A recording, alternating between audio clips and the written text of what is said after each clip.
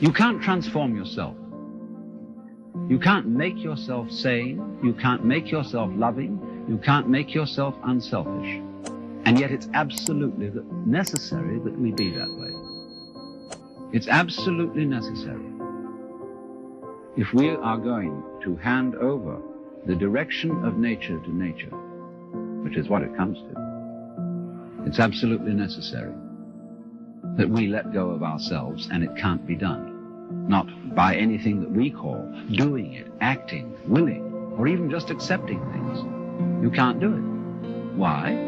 Because you don't really exist as that kind of a separate ego or personality. It's just an idea based on a phony feeling. So when it comes down to it, it's shocking news for us, for the human race, for our pride. You're only making a mess by trying to put things straight. You're trying to straighten out a wiggly world, and no wonder you're in trouble. So you can't do anything. So you can't transform yourself. And what can you do? What happens then if you actually realize you've come to a dead end? And the human race has come to a dead end, in my opinion. What then? What happens when you just wait? There's nothing you can do. You watch. And all you see is what goes on that is happening of itself. You're breathing, the wind is blowing, the trees are waving, your blood is circulating, your nerves are tingling. It's all going on with itself. But you know, that's you. That's the real you. The you that goes on of itself. It's not the symbol. It's not the person. It's you that's happening, as when you breathe. Yes, you can get the feeling that I am breathing by shoving your breath, but your breath goes on day in and day out without your doing anything about it or even thinking of it. The same way your brain is functioning without your forcing it. So when you come to a dead end, and we are individually and socially now in 1971 at a dead end, this is the moment of which it is said man's extremity is God's opportunity.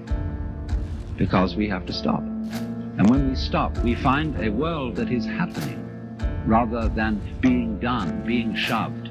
And that happening, as distinct from doing, is our fundamental self. And our fundamental self is not something just inside the skin. It's everything around us with which we connect. When you look out of your eyes at nature happening out there, you're looking at you.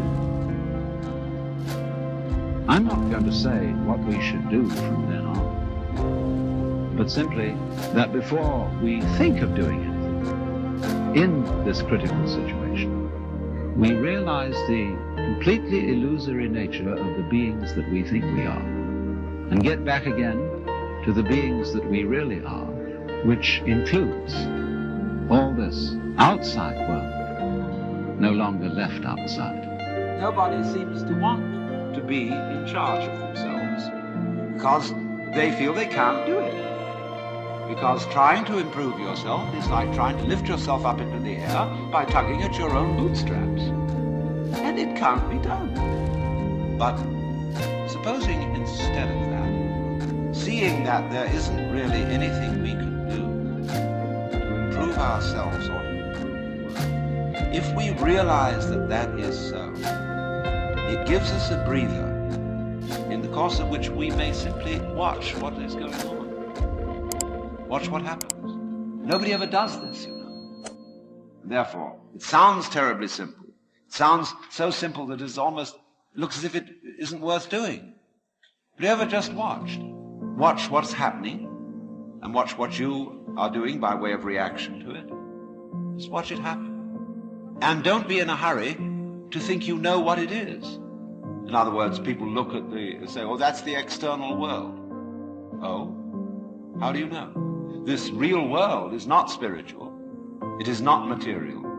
The real world is simply, so could we look at things in that way? Without, as it were, fixing labels and names and gradations and judgments on everything. But watch what happens.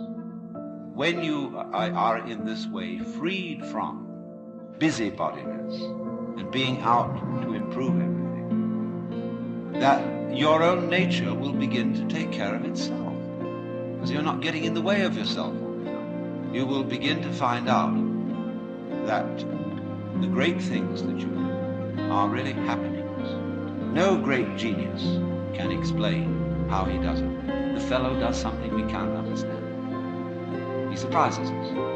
But you see, just in the same way, we cannot understand our own brains. Neurology knows relatively little about the brain, which is only to say that the brain is a lot smarter than neurology. And all growth, you see, is fundamentally something that happens. But for it to happen, two things are important. And the first is, as I said, you must have the technical ability to express what happens. Secondly, you must get out of your own way.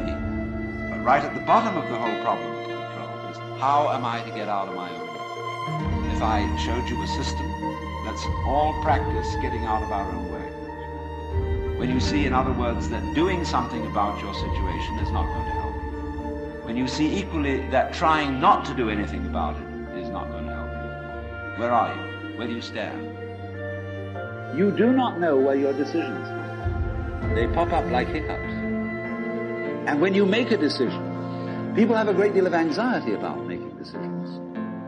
We're always worrying, did I think this over long enough? Did I take enough data into consideration? And if you think it through, you find you never could take enough data into consideration.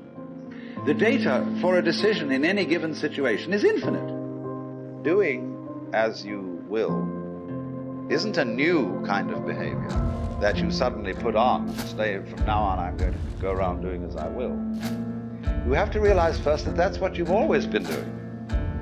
So then you get in the state of liberated or mystical consciousness. You very often feel that a hill is lifting you up as you walk up it. The ground seems to heave beneath your feet and up you go. And you get this strange feeling of lightness, of effortlessness, walking on air, never a care, This wonderful sense that there are no obstructions anywhere. There's nothing, as it were, banging you and making you do that. It all flows together. That's a very common sense.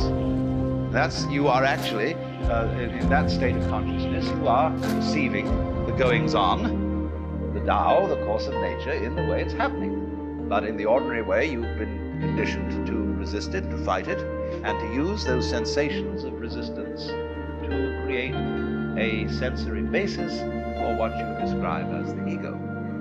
To take the risk of doing what we want, which will work, to the extent that we realize that what I want, basically, what I really want is what you want.